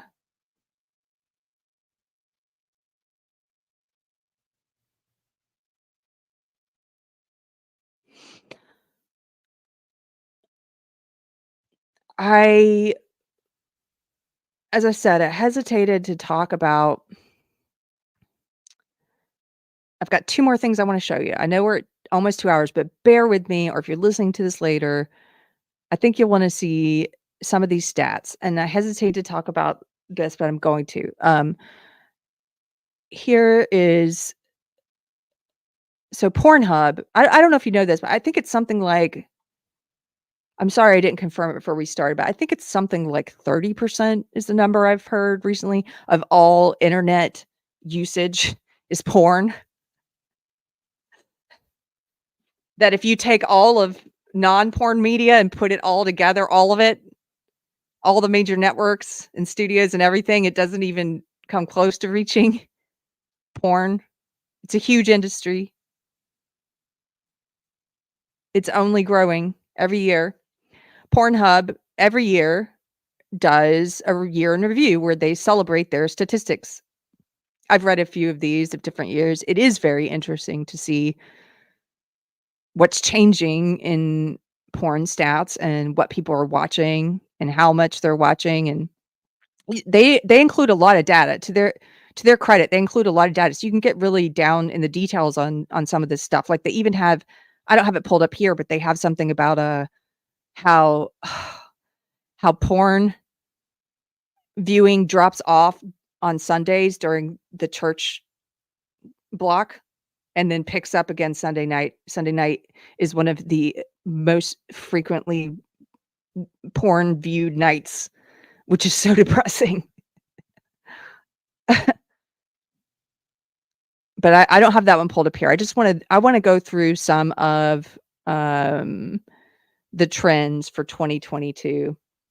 Well, number one, people are looking for more quote unquote reality porn. They're looking for more like OnlyFans, and I could have pulled all kinds of articles into this. I didn't, but there's all these stories in the news now of, like, local mom so happy she started doing porn. Local mom so happy she quit her teaching job and now she's making 6 figures doing porn on OnlyFans. There's a ton of these moms and teachers deciding that this is not going to have any negative effects on their kids, which I don't necessarily agree with. I don't. I'm sorry. And like I said, I know friends who work in porn, and I love those friends, but I don't think your kid's going to get by unscathed.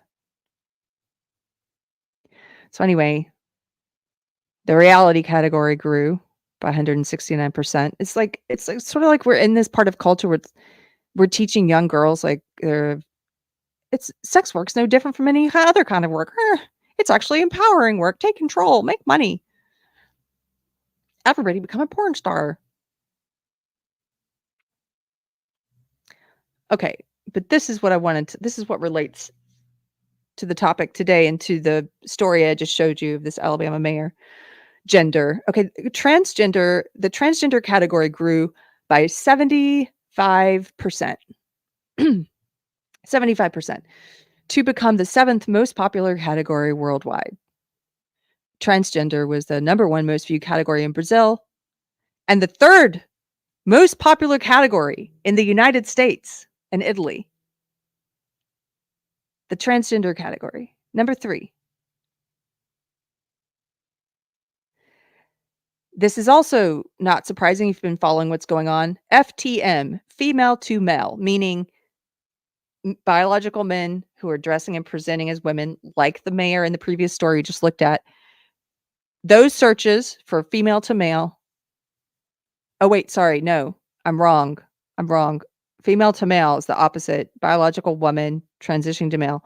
Those searches were 8 times more popular than male to female, which is the kind we just saw in the Alabama story. My apologies. And transgender threesome and transgender surprise were among the top searches. Men view transgender videos 22% more than women, while women view the trans male transgender subcategory 115% more than men. Gen Y visitors aged 25 to 34 view transgender videos 34% more than the other age group. So it's already rising. It's the number 3 category in the US, but among Gen Y, they view it even 34% more than that. As does Gen X, aged 35 to 44. That's my gen. Our age group views that category of videos transgender porn 25% more than the average. Our statisticians also found that female to male searches grew about 202% among visitors to Pornhub gay. The most searched for gender identities are non-binary, gender X, and androgynous. I'm going to stop sharing that, and then I'm going to talk about this thing I was reluctant to talk about. So one of those growing kinds of porn is, here's an article. This is from Glenner. I'm going to get to interview Glenner. We haven't set a date yet, but I'm very excited about it. If you know him, he posted this. It's written by someone else, by Genevieve Gluck, but he posted this on his Substack. Graham Linehan is his name, or Glenner on Twitter. It's called Sissy porn. It's Sissy porn, the gender movement's dirty secret. Pornography's influence on transgenderism and the proliferation of sissy hypno on social media. Now, there are a couple different articles I've read about this. There's different stats and stuff I've looked at. But I'm going to let her describe it to you. I might break in and give you some clarification a few times. But here you can see she's got a chart. Pornhub, the popularity of transgender searches 2010 to 2017. So we just looked at the stats from 2022, where it rose to be the number 3 category in the US. But you can see this trend has been growing. It's increasing every year since around 2014 or so. So it's steadily increasing. Okay. In recent years, trans pornography has soared in popularity. According to Pornhub's metadata, both trans and transgender porn searches have more than quadrupled in the 3 years between 2014 and 2017. And by 2018, trans was ranked the 5th highest search term of the year. During the same time period, a subset of transgender pornography emerged and increased in popularity and prevalence. Sissy hypno, a shortening of sissification hypnosis, is a term for pornography targeted at men that can be found online in 3 main forums: pornographic videos, audio files, and captioned images. The pornography typically involves men wearing lingerie and engaged in, quote, forced feminization, eroticizing the illusion of being made to, quote, become women through dress, makeup, and sexual submissiveness, and fetishizing the humiliation this would bring them as men. Though sissy hypno as a term seems to have only gained popularity recently, increasing significantly since 2016, according to the Google search data, there are already several websites dedicated to the genre. I'm not going to point those out. This kind of porn is what that guy in Alabama, the mayor, was watching. You can see it in the stuff he posted, the phrases he used about bimbos and sissies and becoming a receptacle. And this porn is very strange. It has, they jokingly say, people who have become trans as a result of watching this porn, they do this sort of inside joking, but it's serious, where they say, you know, ooh, conservatives, or people think that sissy hypno porn can convert you. It can. Like, they basically have this like tongue in cheek, like, it did turn me trans. And these communities, a lot of these images or the videos have like it'll have a spiral, like a hypnosis spiral, and it's just really fast cut together images of men degrading themselves and becoming receptacles, and words will flash on the screen. It's not like any other like old school porn you could where the plumber comes over or whatever. It's not like that. It's quickly cut together scenes and music and hypnosis stuff and words flashing on the screen like become a whore, become a bimbo, embrace your bimbo, become a it serve the D stuff, like just disgusting stuff about men betraying everything about what makes you a beautiful creation and a sacred creation. It's all about degradation. It's all about perversion. It's evil. And there are a number of people who start watching this with curiosity and then find themselves addicted to it. And then much like, I'm not going to read the rest of this. I've told you what it is, but it is growing in popularity. And there's a growing number of men now who watch this kind of stuff, this kind of porn, who are now saying, it's not enough just to watch it anymore. I have to jump ahead and I have to do it. I'm going to do what the videos say. I am going to become the whore or whatever, become a woman. That's what this mayor was watching. That's the deep, dark, depraved, shameful hole he was in. And that's why he took his life when other people found out about it. I know I'm talking about an extreme case here, but it's really easy to get on a path to an extreme case like a Josh Duggar or like this mayor in Alabama. That kid, the video I showed you of the young man sharing his testimony, one of the things he said, it was right before the part of the clip I showed you, but one of the things he said, if you watch the whole thing, was, and he's a Christian, so of course he's going to talk about it in these terms, but he said, the way the devil got me was in increments. It was in increments. It started off with something very seemingly innocuous, and it started off with just a curiosity, and I wasn't even aroused, so it was like, "Oh, I'm not doing anything wrong because I'm just curious, I'm gonna watch this." I didn't even like looking at this stuff to do research for this video. And the other thing that happens is your body, I'm gonna say this, especially to men, don't go looking for this stuff. Don't. Curiosity killed the cat, says Hazard. Don't go in thinking, "I'm disgusted by that. There's no way." Good. You're disgusted about, then don't go, because you open that door. And the thing about your body, especially men, is you can have a physiological response to something and be completely ashamed by it because you don't want to be turned on by that thing. And I think some of these men who go into it, who look at that kind of stuff, and like I said, based on a lot of his posts and stuff he said, I get the impression that guy on Mr. Beast was into this kind of porn. Is I think they have some kind of arousal, an involuntary arousal, and they're disgusted by it, and the disgust and shame mixes with the erotica for them, and they come back again, and at first it's this, "I'm not gonna do this again," but they keep coming back like any addict. And it keeps getting more and more extreme. And so don't even open this frickin' door. D-Subversion says, "I think the target is very young men to control young minds." Yeah, they're sissifying an entire generation of men. And if you add some of the other stuff we talked about at the beginning that can cause erectile dysfunction and unhealthy sexual relationships and unhealthy marriages, some of those other things, think about it. You've got the porn industry targeting young men. You've got increased rates of alcoholism and addiction, and these are all things that affect your sexual health as well. Increased rates of anxiety, the economy's in the toilet, all of this. We've got declining testosterone rates for 60 years now.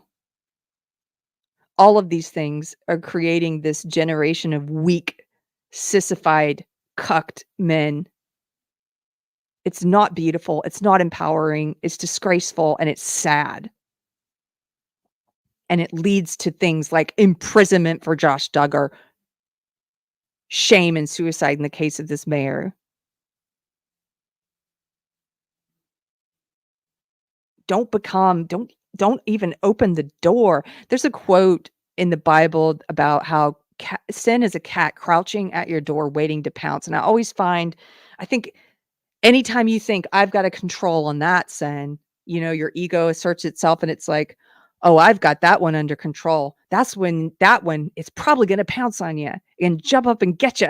Like if you think that you're immune to that, oh, I can just watch it here and there. It's going to be fine. I'm sure some of you can, just like some of you can drink like normal people. But why tempt fate? Christians believe the flesh is weak. The spirit is strong, but the flesh is weak. Why tempt the flesh? It's the reason why some Christian men, I heard a sermon once, not from my pastor, but when I was trying out different churches a few years ago, and I went to a Baptist church, and the pastor was talking about, we have at his church, he's like, we have certain rules and codes of conduct we live by. Like he said, I'm married. I don't have meetings with any woman where it's just the two of us ever. There's always another elder or someone there. Not that I think I'm going to do anything inappropriate, but why tempt fate? Why open that door? Why tempt, or not fate? Why tempt the flesh? That was his point. And I thought, it's so weird that I'm agreeing with this guy coming from where I came from. But I was thinking, yeah, I think sometimes we play a dangerous game with, what is the word? Plausible deniability. Women especially love plausible deniability, where you can deny to yourself the possibility of something happening. Don't do that. Don't even put yourself in the situation. So that's my rant. Karen, Alexa, porn is evil. I happen to agree with you. Don't think it should be illegal. Just pointing that out from the very beginning. If I see anybody in the comments going, why do you want to ban porn? I'm like, okay, I can tell you didn't watch the video. What I think is that if you were stuck in this addiction, if you are ashamed of it, you can get out. And there are lots of resources out there. I'm going to link some below in the comments or in the description. Somebody sent me, there are some Christian ones and then some secular, like non-Christian ones, if you don't want a Christian's perspective on it. And I'm going to put links below. I'll do it right now, so I won't forget. I'll do it as soon as we end this video. But if you are struggling with it, I understand. Maybe not exactly, because my struggle was with alcohol, but I understand that awful feeling of like, I want to quit this thing, but I'm not quite ready yet. That prayer of St. Augustine, where he's like, Lord, make me pure, but not quite yet. That's that period of two-mindedness that the Bible talks about, where you're on the fence and you're of two minds. Well, you can't be of two minds and serve God. You can't serve two masters. You have to pick one. I'm specifically talking to believers now, because I know non-believers are like, what? Masters? Two minds? What's she talking about?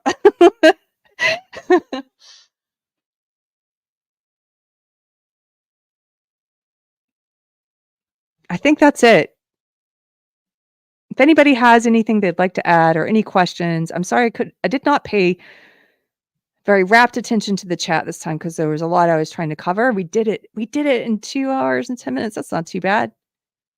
But if you're still in there and you have a question, drop it right here at the end and I'll try and pick it up before we go. Thank you for tuning in today. Oh, Table Scissors says, Keri, you do understand. I believe that. A lot of these people, I think, know that they are out of control. I think it's why they are so vulnerable to rhetoric that pretends what they're doing is empowering. Yes, they are. And it sucks, because nobody pretends like alcoholism is empowering, except for the other alcoholics in your life who want to prevent you from quitting. There are a few of those who are like, oh, you don't have a problem? I had a couple of those. just a couple, thankfully. But for the most part, society doesn't pretend like alcoholism is empowering, but they do pretend like porn addiction is empowering, and they try to pretend like addiction doesn't even exist within porn. And all of it, all porn, no matter what level of use or what kind or how extreme or anything, or even if you decide you're trans now, that it's not damaging. That's what they want to pretend. And that sucks because that's got to be a lot to face. And I feel for you.